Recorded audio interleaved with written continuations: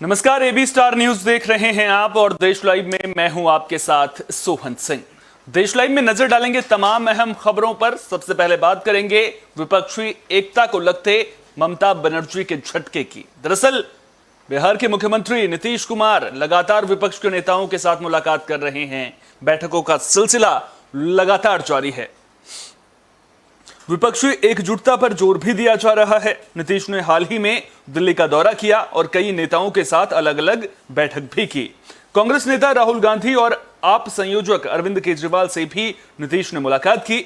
उम्मीद जताई जा रही है कि हरियाणा में होने वाली एक रैली में ममता बनर्जी के भी शामिल होने की संभावना है, लेकिन इससे पहले ही टीएमसी प्रमुख ने अपने तेवर दिखा दिए हैं।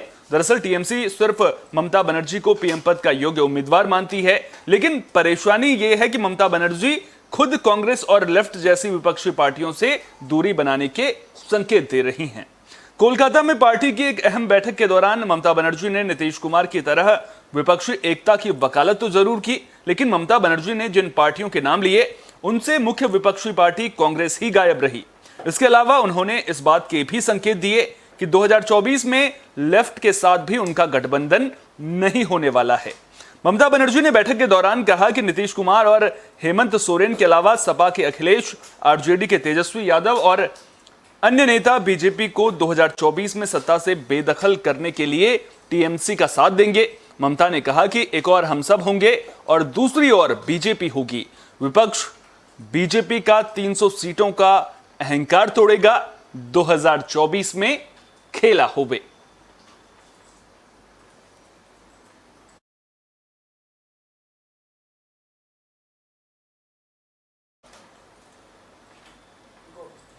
एक समय में जेडीयू के उपाध्यक्ष रहे प्रशांत किशोर ने नीतीश कुमार पर हमला बोला है। उन्होंने सीधे तौर पर नीतीश कुमार को बुजुर्ग नेता बताया है। उन्होंने कहा कि आप बीजेपी के खिलाफ एकजुट होने के लिए सर्टिफिकेट तो बांट रहे हैं, लेकिन एक वक्त ऐसा भी था जब आपने बीजेपी के साथ मिलकर सरकार चलाई थी।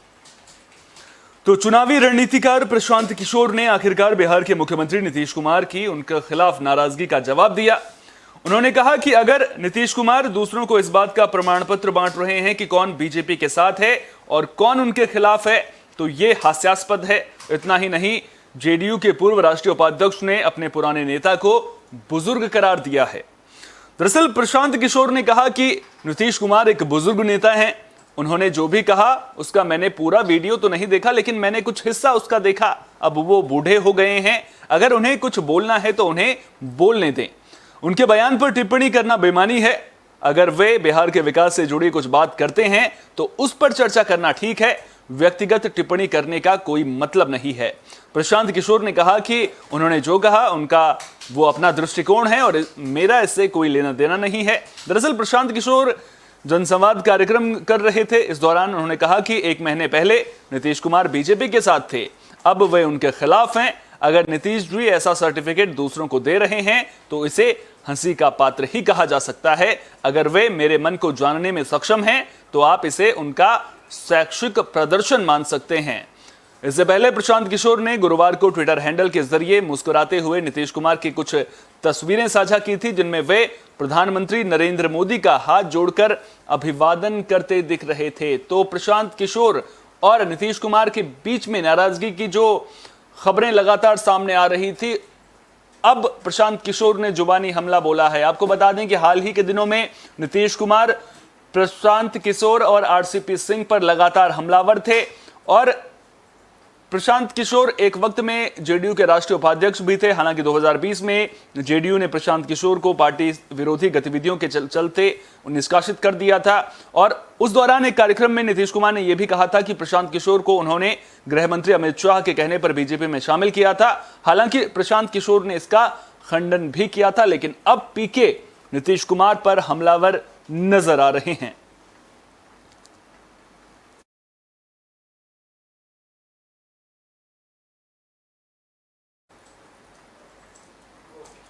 दिल्ली के आजाद मार्केट में इमारत ढहने की खबर सामने आ रही है। आपको बता दें कि हादसे में 4 लोग घायल हुए हैं। फिलहाल राहत बचाव का काम चल रहा है। कई लोगों के मलबे में दबे होने की आशंका जताई जा रही है।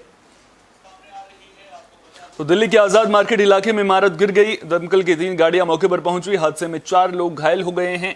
देश की राजधानी दिल्ली के आजाद मार्केट इलाके से यह खबर सामने आ रही है। हादसे में घायल लोगों को इलाज के लिए अस्पताल में भर्ती करा दिया गया है। मलबे में अभी भी 6 से 7 लोगों के फंसे होने की संभावना जताई जा रही है। उत्तरी जिला पुलिस उपायुक्त सागर सिंह कालसी ने बताया कि अब तक किसी के हताहत होने की सूचना नहीं है। 4 लोग जो घायल हुए हैं उन्हें अस्पताल में भर्ती करा दिया गया है। 4 मंजिला ये इमारत थी। प्रथम दृष्टया अधिक वजन के कारण ये इमारत गिर गई। घायलों को अस्पताल ले जाया जा रहा है। तो तस्वीरें भी आप साइड की देख सकते हैं किस तरह से वहां पर राहत बचाव का काम चल रहा है। और ये तस्वीरें आप देखें किस तरह से मलबे के ढेर में इमारत तब्दील हुई नजर आ रही है। हर ओर बिखरे हुए ईंट पत्थर और लकड़ी के टुकड़े नजर आ रहे हैं। जो कभी एक मकान हुआ करता था अब मलबे का ढेर बनकर रह गया है। और ये तस्वीरें पूरे मंजर को खुद ब खुद बयां करती हुई नजर आ रही हैं। फिलहाल हादसा किस वजह से हुआ इसको लेकर के कोई जानकारी सामने नहीं आ सकी है, लेकिन प्रथम दृष्टया अधिक वजन की वजह से इमारत गिरने की बात निकलकर जरूर सामने आ रही है। लेकिन क्या इसके पीछे किसी तरह की लापरवाही भी बरती जा रही थी? ये इमारत कितनी पुरानी थी? तमाम जो खबरें हैं, जो जानकारी है, वो जांच के बाद ही सामने आ सकेगी।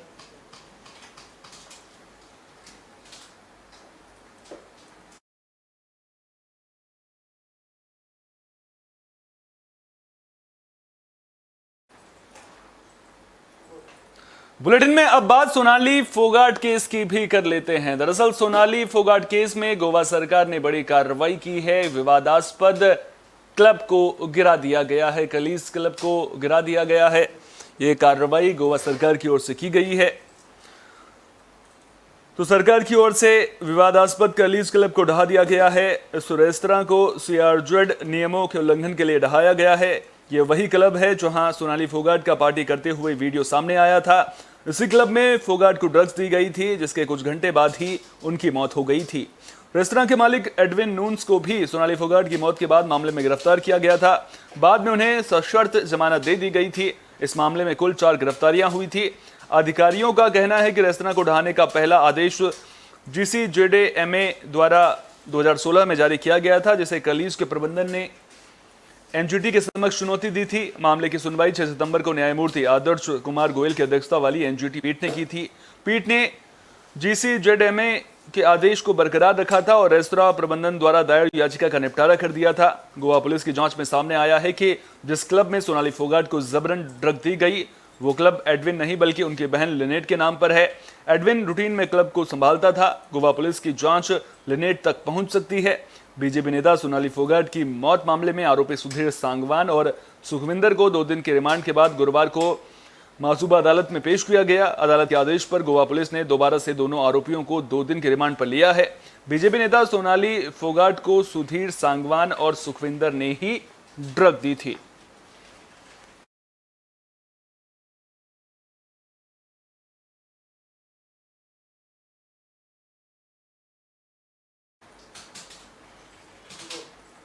जिस लम्हे का इंतजार भारत के करोड़ों क्रिकेट प्रेमियों को था वो आखिरकार वो लम्हा आ ही गया है। विराट कोहली के शतकों का सूखा आखिरकार खत्म हो ही गया है। किसी ने कल्पना भी नहीं की होगी कि विराट कोहली के शतकों का सूखा 71वां उनका शतक T20 फॉर्मेट में आएगा।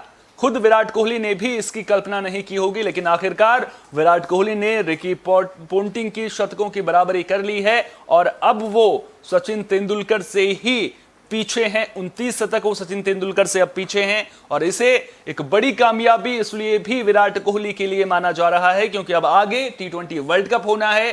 T20 वर्ल्ड कप से पहले अफगानिस्तान के खिलाफ विराट कोहली का यह शतक कई मायनों में बेहद खास है। तो भारत के क्रिकेट फैंस और क्रिकेट जगत को जिस पल का इंतजार था आखिर वो इंतजार खत्म हो गया है। भारतीय टीम के स्टार प्लेयर विराट कोहली ने अपना 71वां इंटरनेशनल शतक जोड़ दिया है। एक लंबे इंतजार के बाद विराट कोहली के बल्ले से यह शतक आया है। विराट कोहली ने 1020 दिन बाद यानी कि 2 साल 9 महीने और 16 दिन के बाद यह शतक जड़ा है। विराट कोहली ने एशिया कप के सुपर 4 राउंड में अफगानिस्तान के खिलाफ अपना पहला T20 और 71वां इंटरनेशनल शतक लगाया है। कोहली ने 61 गेंदों का सामना करते हुए 200 के स्ट्राइक रेट से 122 रनों की तूफानी नाबाद पारी खेली। इस दौरान उन्होंने 12 चौके और 6 छक्के जड़े। रिकी पॉन्टिंग के रिकॉर्ड की बराबरी भी इसके साथ विराट कोहली ने कर ली है और लगातार कई रिकॉर्ड भी वो अब अपने नाम करते हुए नजर आ रहे हैं।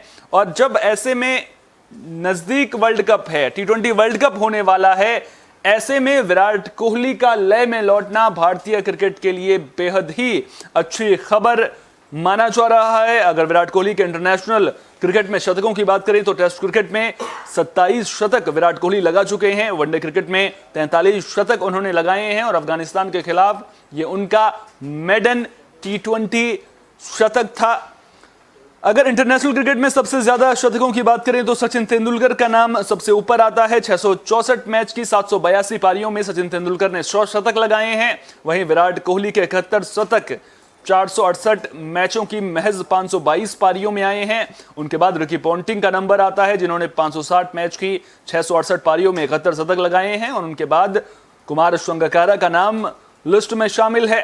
तो ये विराट कोहली के लिए बेहद अहम पारी मानी जा रही है क्योंकि विराट कोहली के शतक का इंतजार भारत ही नहीं बल्कि पूरी दुनिया के क्रिकेट प्रशंसक कर रहे थे। खुद एबी डिविलियर्स ने विराट कोहली के शतक के बाद ट्वीट कर उन्हें बधाई दी थी। उन्होंने कहा था कि एक दिन पहले उनकी विराट कोहली के साथ में फोन पर बात हुई थी और उन्हें लग रहा था कि कुछ खास इस मुकाबले में नजर आएगा। आपको बता देंगे अफगानिस्तान के खिलाफ भारत ने शानदार प्रदर्शन एशिया कप के अपने आखिरी मुकाबले में किया। दोनों ही टीमें हालांकि एशिया कप से बाहर हो चुकी हैं, लेकिन विराट कोहली का ये शतक इस वक्त में बेहद अहम माना जा रहा है।